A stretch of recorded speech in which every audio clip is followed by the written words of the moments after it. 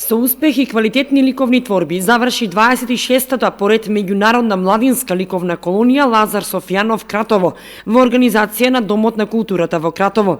Учество зедоа околу 30 на млади уметници од Македонија, меѓу кои и двајца уметници од Кочани. Е работено повеќе техники како што е темпера, акрил, на цртежот може да се сретне и лавирен туш, акварел и повеќе други техники кои што се комбинирани. Навистина оваа изложба може да се погледне голем квалитет во самата изработка.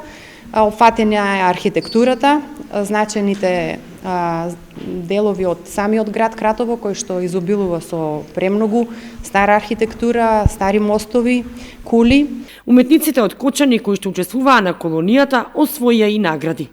Ние таму стекнавме многу добри другарства. Ние од една прошетка видовме многу убавини од Кратово. Фотографиравме и потоа одма почнавме со сликање. По цели вечери работевме. Беше многу интересно, имаше многу добра организација и многу добра атмосфера за работа.